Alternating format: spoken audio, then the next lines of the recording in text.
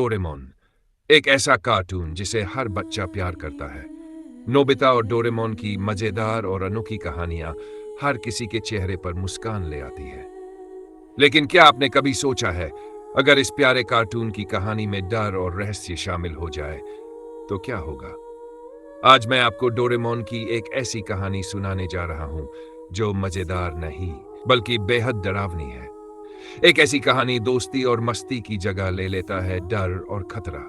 तो चलिए तैयार हो जाए इस अनोखे सफर पर जाने के लिए।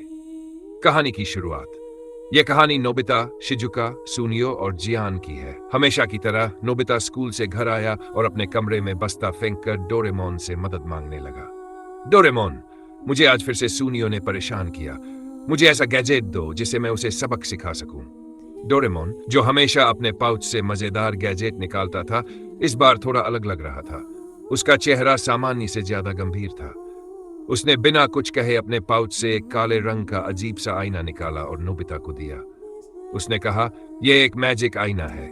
यह तुम्हारी हर इच्छा पूरी करेगा, लेकिन इसका गलत इस्तेमाल मत करना। नोबिता ने खुश होकर वह आईना लिया और सुनियो को सबक सिखाने के बारे में सोचने लगा। लेकिन उसे नहीं पता था कि यह आईना उसकी और उसके दोस्तों की जिंदगी हमेशा के लिए बदलने वाला है। अगले दिन नोबिता ने उस आईने का इस्तेमाल करके सुनियो को डराने की कोशिश की। उसने आईने के सामने खड़े होकर अपनी इच्छा जाहिर की, काश सुनियो को सबक मिले और वह मुझसे माफी मांगे। आईने में अचानक से धुंधलापन आ गया और सुनियो की परछाई दिखाई दी। कुछ ही देर में सुनियो को अजीबोगरीब तरीके से स्कूल में ठोकर लगी और उसने सबके सामने माफी मांगी। नोबिता बेहद खुश हुआ।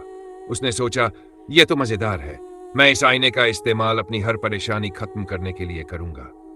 लेकिन उसी रात कुछ अजीब हुआ। नोबिता को सोते वक्त ऐसा महसूस हुआ जैसे कमरे में कोई और मौजूद है। उसने इधर उधर देखा, लेकिन वहां कोई नहीं था। फिर अचानक वह आईना अपने आप चमकने लगा।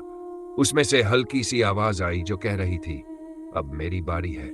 नोबिता डर के मारे कांपने लगा और डोरेमोन को बुलाया। डोरेमोन ने जब आईने को देखा तो उसका चेहरा सफेद पड़ गया।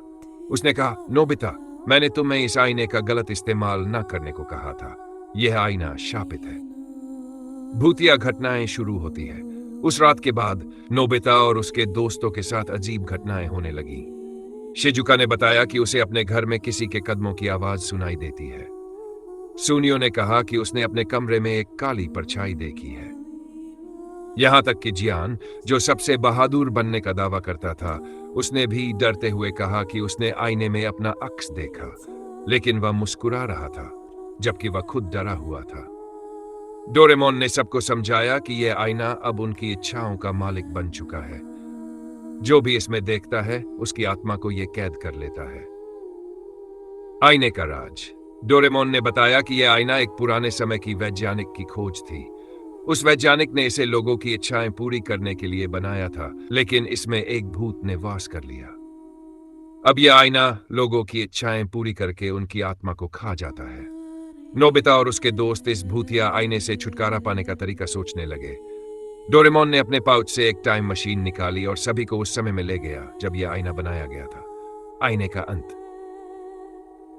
डोरेमोन और उसके दोस्तों ने उस वैज्ञानिक को समझाया कि यह आईना कितना खतरनाक है। वैज्ञानिक ने उस आईने को तोड़ने का फैसला किया, लेकिन जैसे ही उसने ऐसा करने की कोशिश की, आईने से एक डरावनी काली छाया निकली और उसने सब पर हमला करना शुरू कर दिया।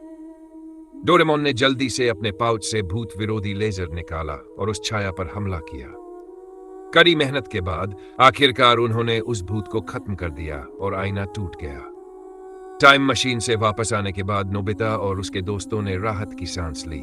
उन्होंने डोरेमोन से वादा किया कि अब वे उसकी बात मानेंगे और कभी लालच नहीं करेंगे।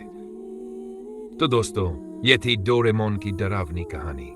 ये कहानी हमें यह सिखाती है कि हमें अपनी इच्छाओं के लिए शॉर्टकट नहीं अपनाना चाहिए और हमेशा जिम्मेदारी से काम लेना चाहिए। अगर आपको ये कहानी पसंद आई हो तो इसे लाइक करें, चैनल को सब्सक्राइब करें और कमेंट में अपनी राय जरूर बताएं। और हाँ, अगली बार जब आप किसी अजीब चीज का सामना करें तो सोच समझकर उससे निपटें। मैं फिर लौटूंगा एक और रहस्यमयी और डरावनी कहानी के साथ। तब तक के लिए अलविदा।